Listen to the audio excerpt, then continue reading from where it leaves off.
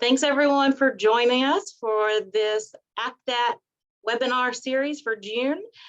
Today's topic is AT and mental health, bridging the gap. And we have three wonderful and educated presenters with us today, Ms. Cassie Shropshire, Daniel Green, and Tabitha Spivey. They are all ADRS representatives with a lot of experience in their fields, and I'm excited for them to share with you today. So I'm going to turn it over to them.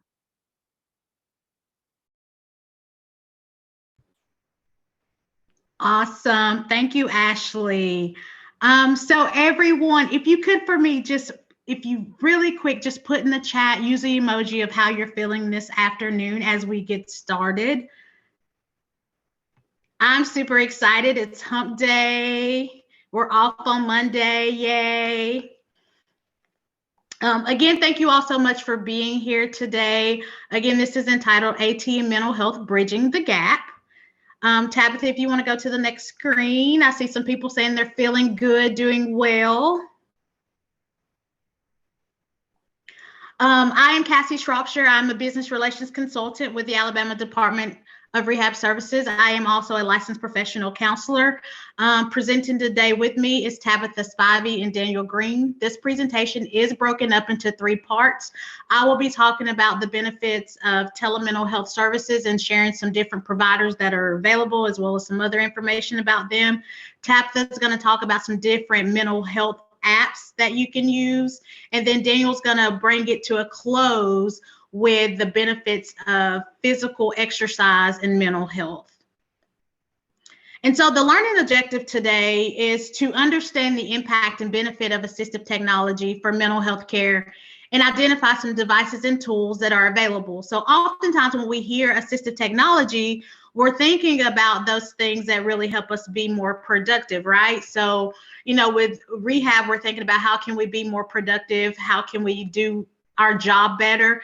But we never think about how we can use assistive technology for our mental health. And so that is the focus today. Mental health, next slide, Tabitha, includes our emotional, psychological, and social well-being. It is so ingrained in us. It is a big part of who we are. And next slide. It can really, it affects how we think and feel and how we act, and it also determines how we relate to stress and how we relate to other people's, how we relate to other people, how we make choices, and it greatly impacts our life.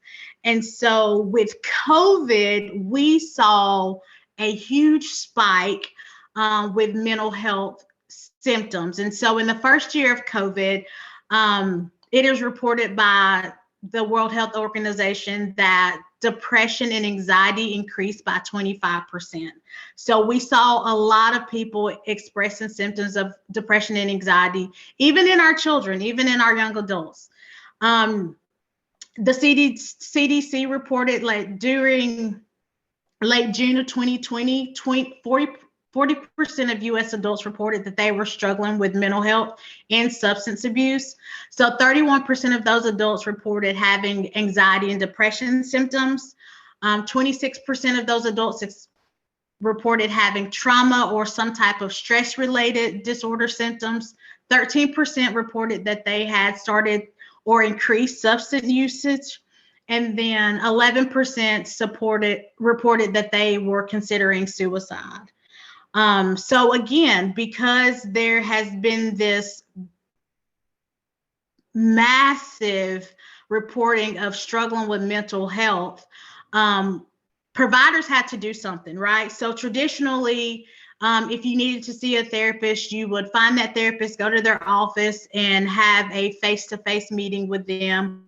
But with COVID, with the stay-at-home orders and just not connecting in ways that we used to, we really had to utilize telemental health services.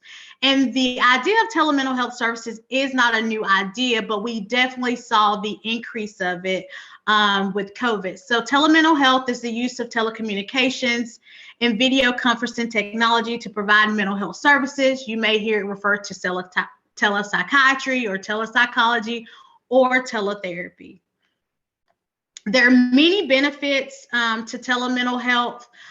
First, it's very convenient, right? So, you don't have to get transportation.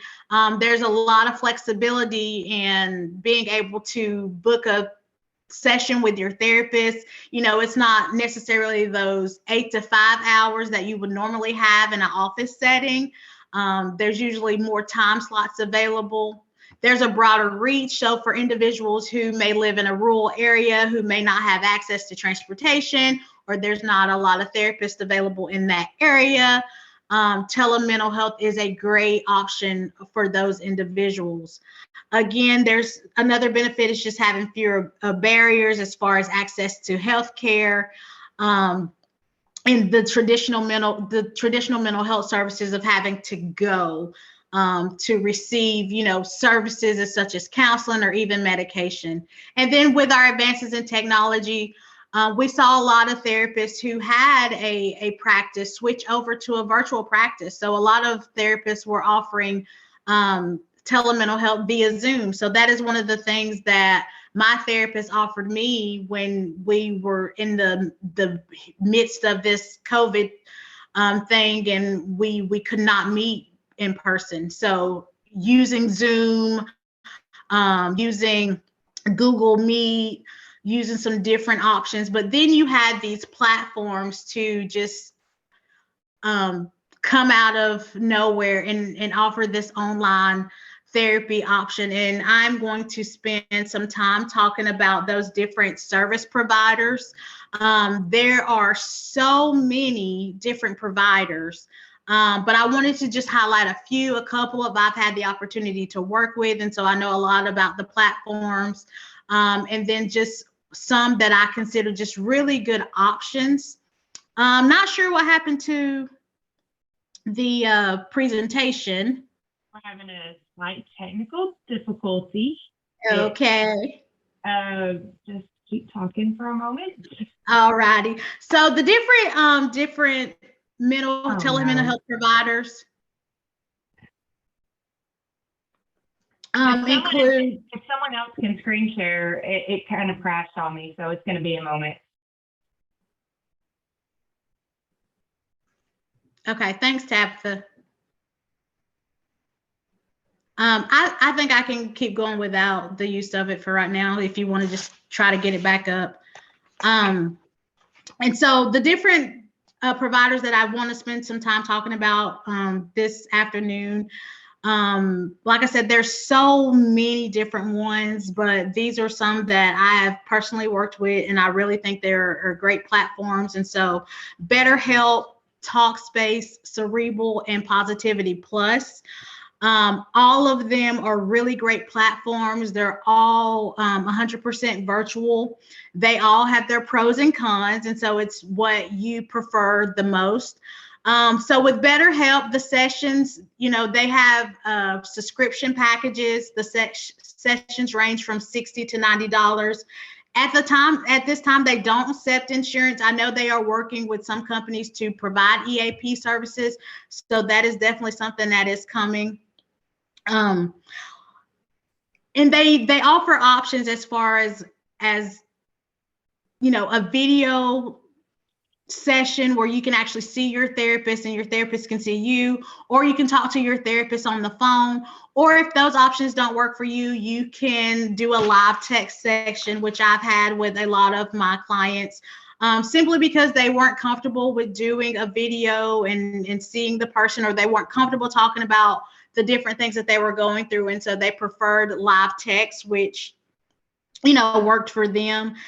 With BetterHelp, you have 24/7 access with your therapist. You can send them a message at any time and they'll get back with you as soon as possible.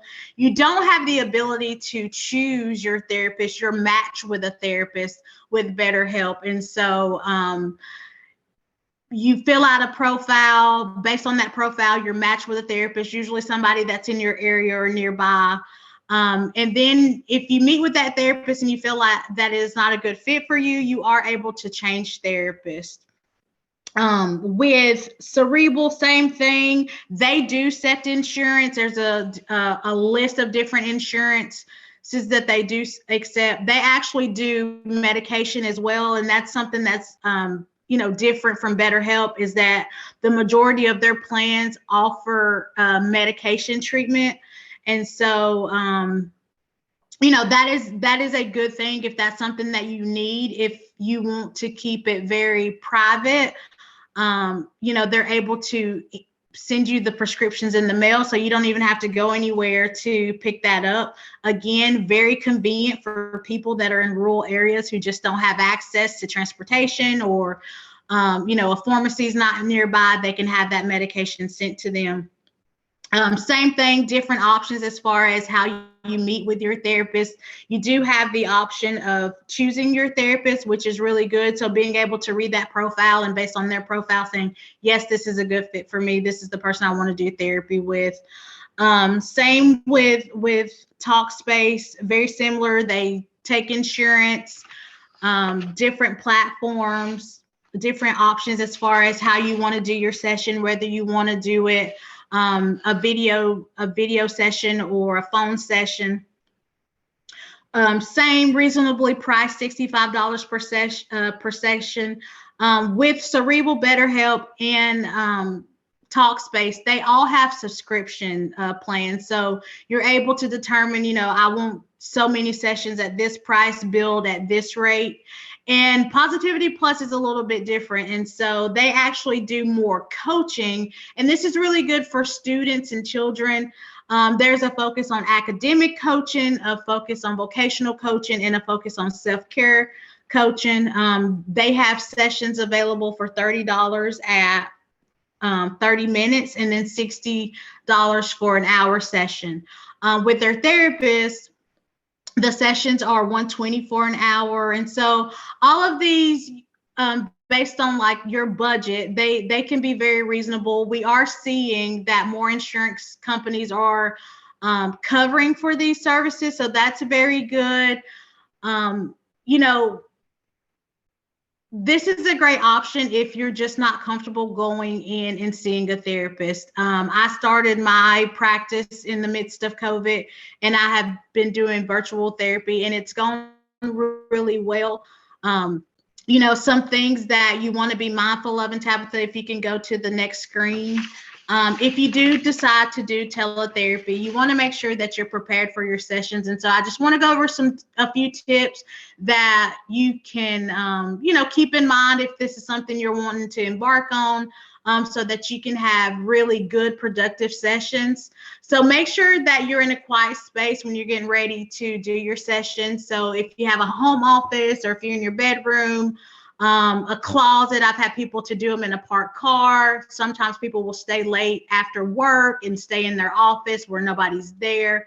But you want to make sure that it's quiet, because you want to make sure that you're able to hear your therapist, and vice versa. Again, confidentiality is a big thing. So if you live with other people, you want to make sure that you let them know that you have a therapy session that's scheduled. So that they can be aware that maybe they need to be quieter, or they need to leave the house. If you're at home and you're using, Wi-Fi, if you have somebody that is a gamer, or you're streaming, you want to make sure that everybody is not on the connection to slow it down. Also consider putting like a white noise machine, or a small fan, or a speaker with music, just so that the people in your house won't be able to hear the things that you are talking about with your therapist. Again, keeping it very confidential for you. Next slide, Tabitha. Whatever device you use, a lot of these providers, they allow you to be able to use your computer, your cell phone, or a tablet. So make sure that when you're getting ready for your therapy session, your phone is charged, your computer's charged, the microphone and the camera's working if you're going to be using those things. Use headphones if you are going to have somebody in the house with you, just to maintain privacy and sound quality. Oftentimes I'm in my house by myself when I'm doing therapy, but because of some of the outside noises, like maybe I'll have somebody here mowing the lawn and you can hear that. So I'll use headphones just so that I can have, a better understanding of what's being said. Speak clearly when you're talking to your therapist. You want to make sure that they're getting all the information that you're relaying to them, and you can check in periodically with them to, make sure that they're understanding what your concern is and that you guys are discussing the problem at hand that you wanted therapy for in the beginning. Next slide, Tabitha. Some of the, one of the main reasons why I love the options of having, a phone session or a live chat session is just because a lot of times people are uncomfortable being on screen. So if you do a video session, you can, cover up your screen. I have this little thing where I can slide so it's just my name. You don't see me. You can put a small piece of paper over your screen. I've had several clients to do that the first couple of sessions so they could just see me, but I couldn't see them until they got comfortable with showing me who they were. Again, if it was too much for them, they preferred the phone option or the live text option. So again, knowing that's important. Trying to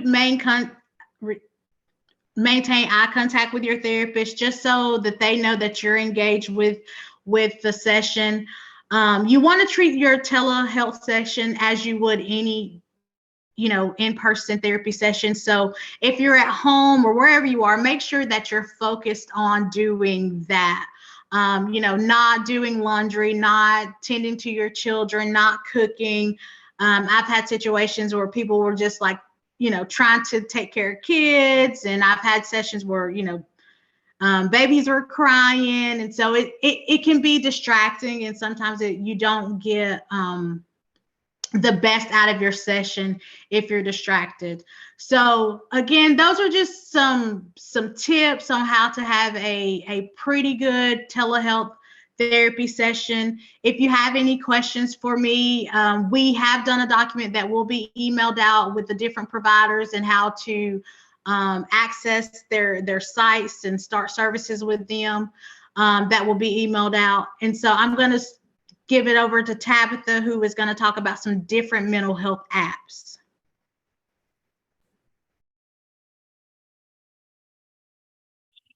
Having more technical glitches. My Chrome browser crashed, and so I had some videos pulled up, so that's not going to go quite as smoothly as I had hoped. But I'm going to go over a few different mental health apps and make some suggestions for different situations. And why would we use mental health apps? Well, honestly, in the last 2 days in my research, I've kind of learned a lot about why we would want to use mental health apps, but they improve both the monitoring and management of mental health conditions. They can use them to lift your mood, get, affirmations and for meditation, for lots of different reasons. They are easy to use, and they increase your engagement in treatment plans, like Cassie was talking about. When you have a therapist, you often are involved in different types of treatment plans, and those apps can help with that. They also will make monitoring symptoms easier, as you'll see in some of these different apps. So the first one I wanted to talk about is Calm. And many of you have already heard of Calm, but it is best known for meditations. It has a 10-minute guided meditation each morning. Many of the different features are free. I'm not sure, not all of these listed here are free, because several of these are part of the pro version. So that's something that you can check out within the app. But there are some really neat sleep stories available that can be used. Calming music for a variety of situations. There's breathing exercises that you can practice. There's even, all the way down to 3 years old, there's meditations available for children. So it can teach them breathing exercises when they're angry or need to calm down. Many of the different features, like I said, are free. So I'm going to show you a quick video. Like I said, I had all of this pulled up, and now it's not going to go as smoothly as I hoped. So let's pull this back up.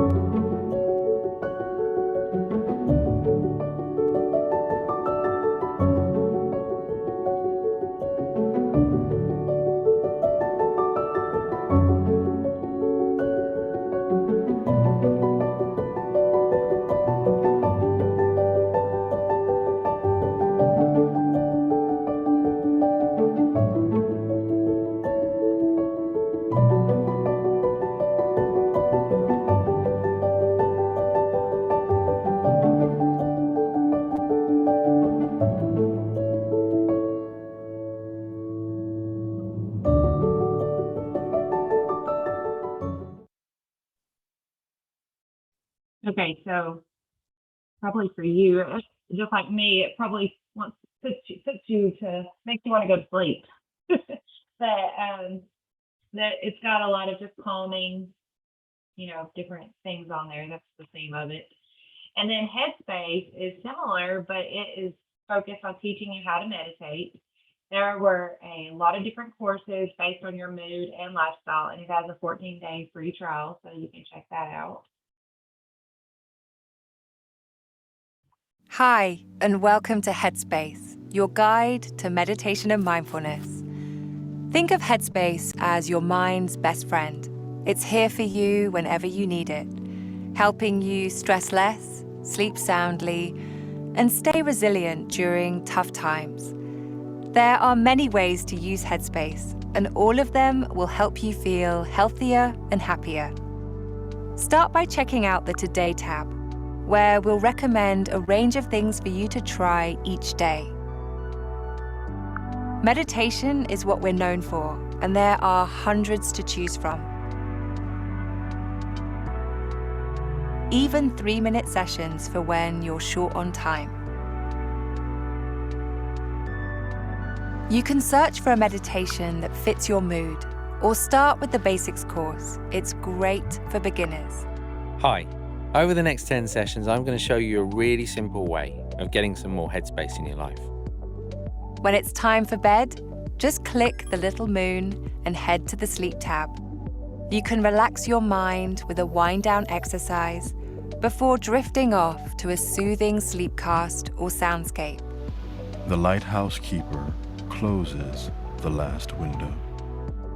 On the Focus tab, you'll find music to help get you in the zone, with everything from jazz to lo-fi beats. And if you'd rather get some headspace while breaking a sweat, Move Mode stress-relieving workouts are perfect for you. Upward facing dog or cobra to lift your chest. And exhale to downward facing dog.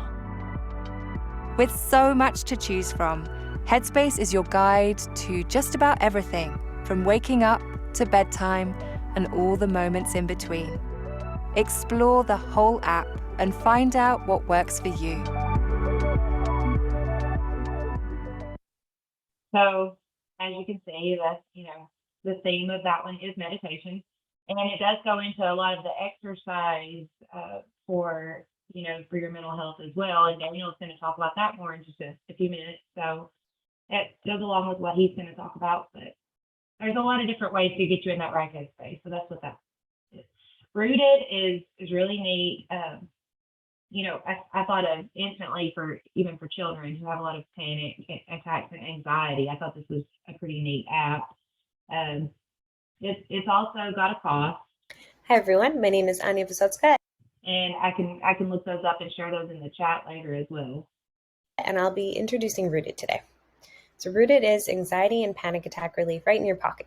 It's a mobile application available on both the App Stores and the Google Play Store. Now, anxiety itself is a really significant and global problem. It's becoming ever more prevalent. The costs associated with it are increasing, and it's extremely debilitating. And even though it's extremely debilitating, over 2/3 of people who experience it never actually seek treatment. And that's largely due to financial constraints or the associated stigma. And that's where Rooted comes in. Rooted is accessible, attractive, and effective. And I'll go over some of the features in Rooted. Starting with the Rooter tool, which is based on cognitive behavioral therapy. It actually walks you through a panic attack. We also have a number of different lessons on understanding what anxiety is, where panic attacks might be coming from, and what we can do in the short term and eventually the long term to manage them. There's a deep breathing tool to encourage people to find that moment of calm and be able to come back to a deep breath. There are visualizations and guided body scans. There is a journaling tool that encourages you to identify moods and habits and triggers you might have. And it's all gamified, so you actually collect points as you go. There's also a check-in tool based on the State Trade Anxiety Inventory, so you can actually monitor your progress week over week or month over month. And there's also a sleep tool, so you can get a better night's sleep with the help of sleep stories, relaxing music, or nature sounds. Now, Rooted has been recommended by top media brands and trusted by institutions all around the world. But by far, the coolest thing about Rooted are the user reviews that come in. These are what really excite me about Rooted and have really helped prove that there has been a product market fit find here. And I'm just so excited to see where Rooted goes in 2022 and beyond. One of the things I did notice when I was exploring this app is, that it also encourages you at times to seek outside help. So it's not, it acknowledges that just the app itself is not always the best fit for a person. So, but it can be just a helpful tool to have in your pocket. So I thought this was a really neat tool as well. This is Recovery Record for Eating Disorder Management. It works along with the health providers, such as a therapist, dietitian, nutritionist, and they have their own version of this app. But it can also be used as a standalone app. So if you wanted to, keep a journal of your eating, find coping strategies, affirmations, and images, then this can be a helpful tool as well. It is again free.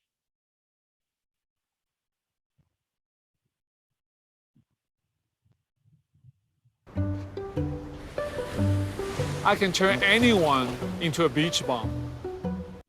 Welcome to Recovery Record. We are excited to have you join the platform. The goal of this video is to help orient you to this tool and how you can get the most out of it in your care.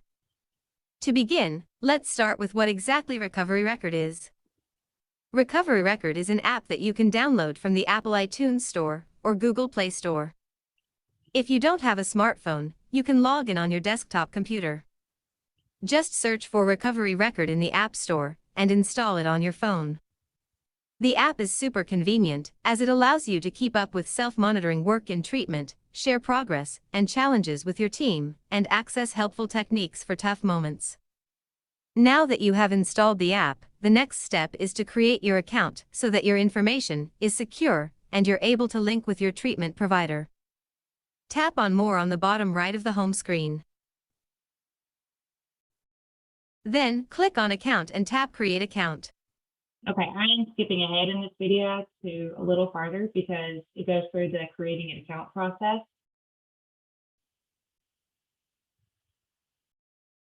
Dietitian has some great benefits. You'll be able to receive updates to your treatment goals, suggested techniques for overcoming urges and challenging moments, and your team will be able to keep up to date on your progress. You may also receive in-app feedback and support from your clinician in between appointments. The activity you'll be doing the most in Recovery Record is logging your meals and snacks. This also includes the ones that you miss. Let's see how to do that over on the home screen. Before you eat your meal or snack, click on the camera icon. Then, select which meal you are taking a photo of. For this demo, we are recording a snack. You can then click Take Photo and snap a shot of your meal. You can take multiple photos of different servings.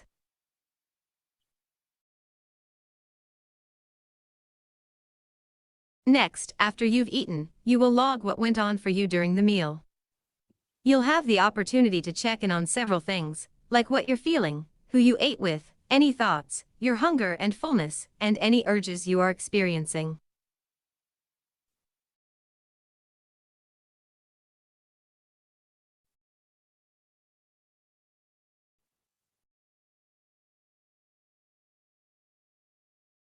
You'll also be able to check in on any progress you've made toward your goals and any coping strategies you have tried.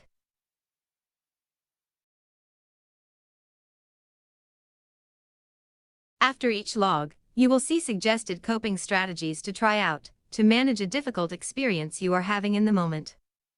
You'll also get affirmation messages and images you can collect. How cute is that puppy high five?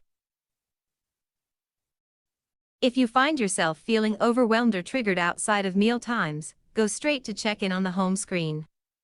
Here you can process triggers and dysfunctional thoughts that might be hijacking your ability to stay focused on recovery. You can also log behaviors and emotions here and check in on goal progress at any time. You can choose. Okay, so you can see that there's a lot of neat features there, or are a lot of neat features there for that app. It can be used, for any different food disorder, or eating disorder. But again, it's free, so it's worth a try. This is another really neat app I thought was High and Sober. So it can work with a variety of addictions. It tracks your sobriety, offers the peer support, same as the other one. It does offer a habit tool, and again, it's free. Grammarly makes communication at work one click simpler. Whether you're looking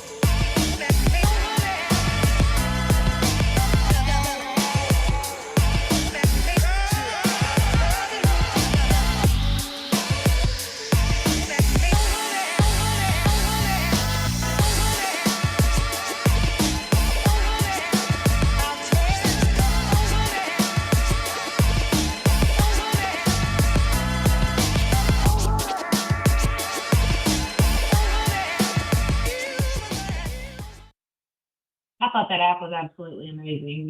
It offers you what you can, you can see how much money you're saving, but of course you can see how you need to spend your time and how you usually want to spend your time. There's just so many different benefits to that app, especially along with it's free. So anyone struggling with addiction, I would highly recommend trying that out. This is the last one I'm going to share for a mental health app, but this is for self-harm. So it helps people, or helps children and adults to resist or manage self-harm. As I know this is happening a lot, especially with teenagers these days. It helps to choose from alternate activities, and again, it's free. The urge to self-harm is like a wave. It builds, it peaks, but ultimately it subsides. The Calm Harm app is developed for STEM4 by Dr. Kraus, using ideas from an evidence-based therapy called DBT. It helps you take control and ride the wave whenever you feel the urge. The way you use the app is up to you. The way it looks, the activities you explore, and how effective they are for you. Split into several categories that reflect the main reasons why people self-harm, the app suggests activities to help you manage the urge. In the Breathe category, we have some guidance about the importance of controlling your breathing and a timer to keep you focused. At the end of each activity, you decide if the urge has passed or if you'd like to repeat the exercise. Let's choose something else. The Comfort category lists some activities that may help comfort you.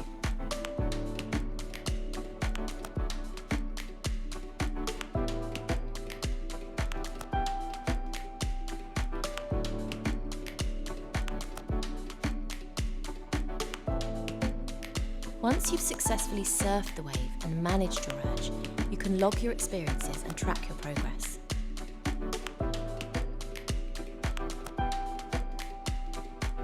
The app will also give you some tailored advice about dealing with urges like this in the future. Remember, everything is password protected and your activity log is private. Within the main menu, you'll find some useful sections to further customize the app.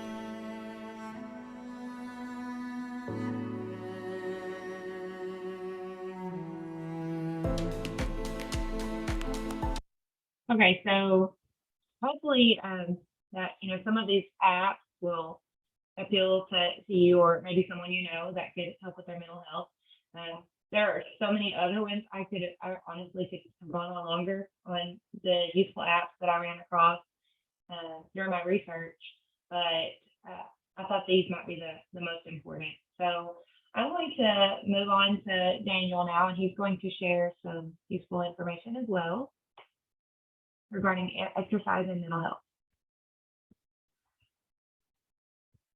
Good afternoon, everybody. So I'm talking about the results of moderate exercise and its correlation with mental health. So the first thing is, what is moderate exercise? That's defined as 30 minutes of exercise a day for 3 days a week. I'm also going to talk about the importance of finding a balance with exercise and the benefits of doing so. And then finally, I'm going to discuss some different forms of exercise that anyone can do, and different adaptations for those exercises, as well as some resources for exercises to improve your mental health. So the first thing I want to talk about are the physical benefits. Now, the most obvious benefit from exercise is the physical one. That's the main purpose. It's to stimulate and promote muscle growth and prevent muscle atrophy or the loss of muscle tissue. Physical activity also causes something to be released called BDNF. Now that stands for body-derived neurotrophic factor. What that does is it stimulates your brain growth. Why do you want your brain to get bigger? Well, it improves its ability to think and to process information. Now, the brain's not a muscle, so by exercising, you're not helping it to grow in the way that you would your muscles, but it can still be exercised and it can still reap the benefits of physical activity.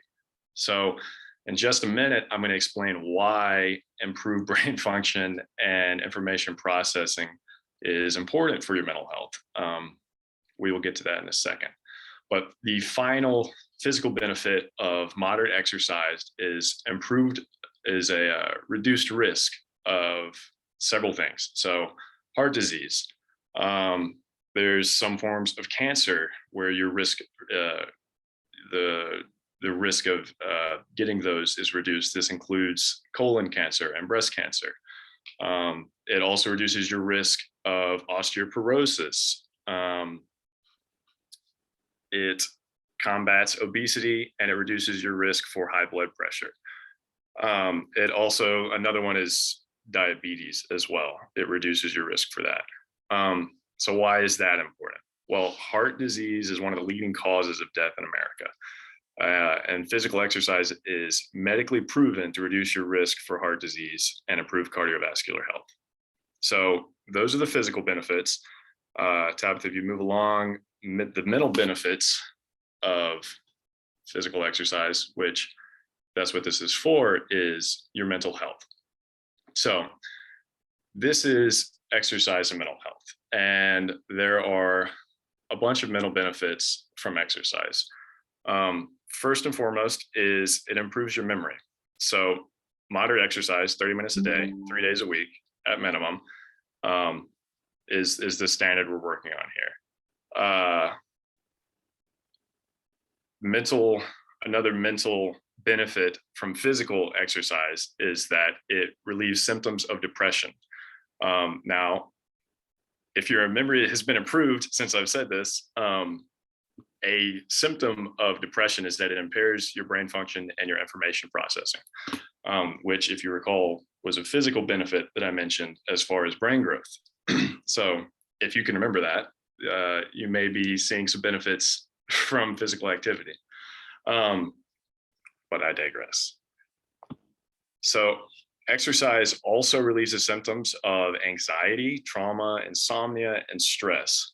All of those are detrimental to your overall mental health. In addition to those, those symptoms, it also has been shown to elevate or alleviate some symptoms of ADHD, attention deficit hyperactive disorder. And how it does that is it increases the output of dopamine, norepinephrine, and serotonin. What those are neurotransmitters, and those all affect your focus and your attention. So exercise in a similar way functions for ADHD like Ritalin and Adderall, which are two medications that are commonly prescribed as treatment for ADHD. Similarly, the National Health Services, the NHS, actually prescribes exercise for individuals who are suffering from mental health issues. Another mental benefit from exercise is that endorphins and the previously mentioned dopamine that are released during exercise act to boost your mood. If you've ever heard of something, a runner's high, this is kind of what I'm talking about. It creates an overall happier feeling with your mood, and many people experience an almost euphoric feeling. Again, that's that runner's high we're talking about. After a long run or a challenging workout, this is an experience that many people have reported, and it's not entirely psychosomatic. It's mostly in part due to those neurotransmitters and endorphins that are released from physical activity. So the final mental benefit I'm going to talk about as a benefit of physical activity or moderate exercise is a psychological effect. So evidence from studies, including some clinical samples, indicates that the psychological benefits associated with exercise are comparable to psychotherapy or the gains found in standard forms of psychotherapy. So as far as you are reaping a physical benefit from physical activity, from exercise, there are also many various mental benefits as well. So if we can go to the next slide, I'll talk about the balance of exercise and physical activity. It is important, as with most things, to maintain balance, and this includes balance with exercise. We just discussed the mental benefits, we discussed the physical benefits of exercise, and how that relates to your overall mental health. But it's also important to remember that in order to grow stronger, whether that is mentally or physically, a period of rest is equally as important. So this rest is, sorry, not yet. If this rest is physically necessary for your recovery, mentally, I would say it was necessary for reflection, but both of those allow you to grow. As we did discuss with moderate exercise, it's important to practice it in, again, moderation. The important part is to strike a balance between something that challenges you and gives you a sense of accomplishment, whatever way that looks like for you, in a way that you might surprise yourself, but it's also not so monotonous to you that you lose interest, or it's so difficult that you're constantly discouraged. It's important to remember, after all, you are doing this for your own benefit. So do not let exercise become your detriment. And the final thing with balance is it's important to make sure you don't become overly dependent on physical activity or exercise to an excessive degree.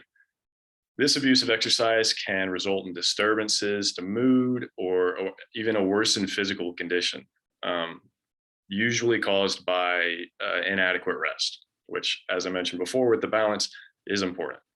To wrap that up, in a clinical study, it was shown that those with lengthy exercise sessions, and that's usually about 3 hours on average, which is pretty long, were inclined to have poor mental health. However, out of the same participants, those who exercised had about 43% fewer days of poor mental health compared to those who did not participate in any exercise at all. So again, just to stress, it is about a balance, and it is also about the importance of rest. Now, depending on who you ask, exercise looks like different things to a variety of different people. There are a lot of resources available to make sure that everyone has access to their preferred form of exercise or their preferred physical activity. And these are several of those resources right here. So the first one I want to talk about is Adapt at Home. And these are available to everyone if you have an internet connection. Most of these are available online, the ones that I'm going to be talking about. So the first one, Adapt at Home. This is a collection of free live, but also recorded adaptive exercises and fitness classes curated by Disabled Sports USA. And anyone can participate in these. The next one that I want to talk about is something called the National Center on Health, Physical Activity, and Disability. They have curated a playlist of inclusive home workouts, which is available on YouTube. You just look for that. They have an entire YouTube channel as well that covers this. And it is a wheelchair-based fitness YouTube channel. Or sorry, I'm jumping ahead a little bit. But this is a playlist from the National Center on Health, Physical Activity, and Disability of the top exercises for individuals across all sorts of abilities.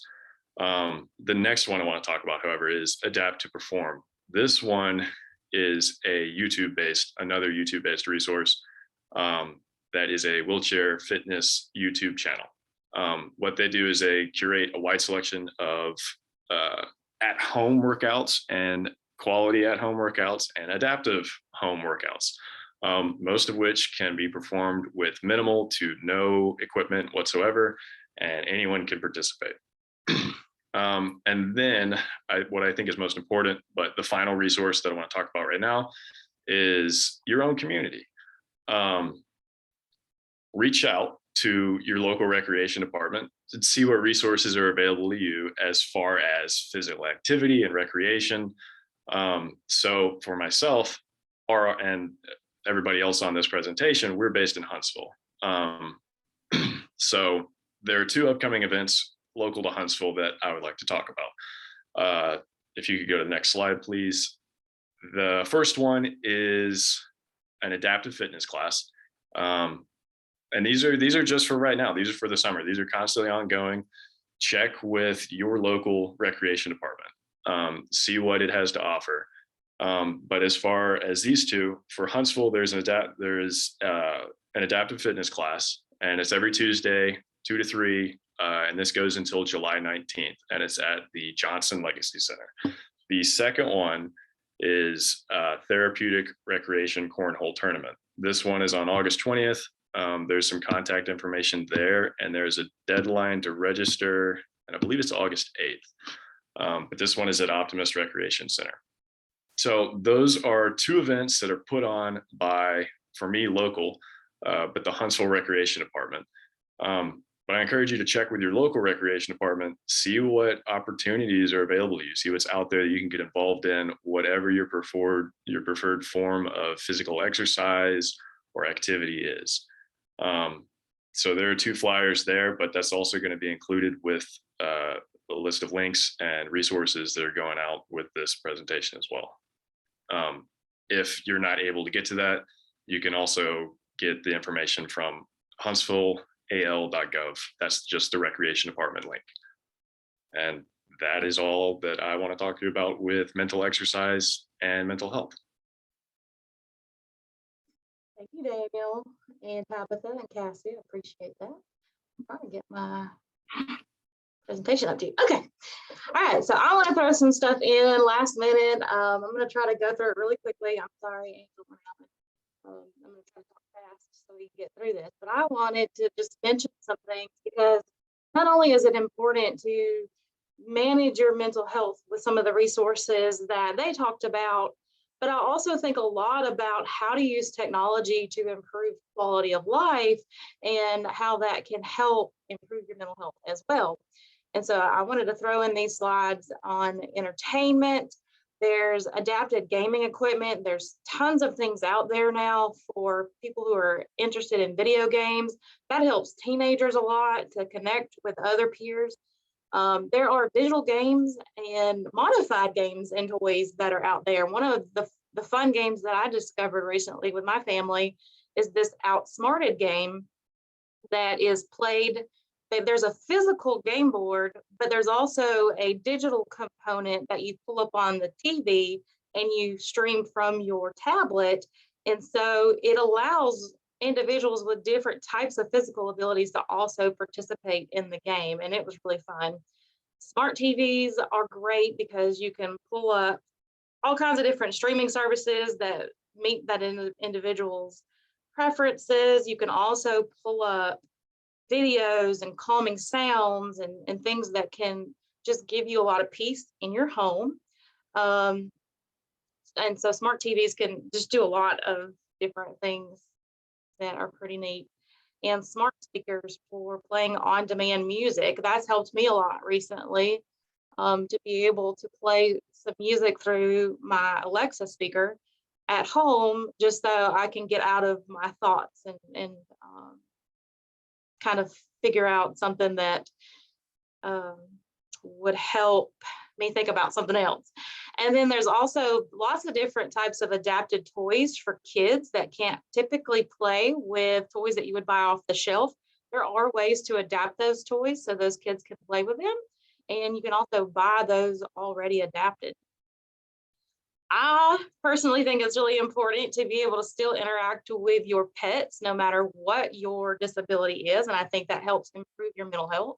And so depending on the individual's disability, they could benefit from using like a remote treat dispenser so that they can interact with their pet. Pet cameras help a lot if you have anxiety about leaving the pet at home, or if it just makes you smile to be able to pull up the app on your phone and look at your pet. There's several different types of pet cameras. I have a Furbo, so when it looks like my pet's struggling and that's going to make me sad, then I can shoot a little treat to them as well.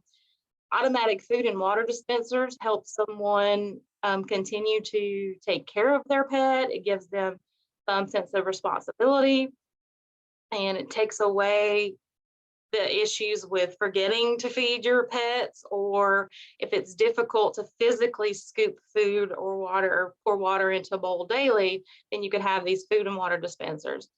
Electronic and automated toys. These are really cool. This helps someone that wouldn't be able to typically interact with a pet toy. You can control something like this Wicked Bone with your phone.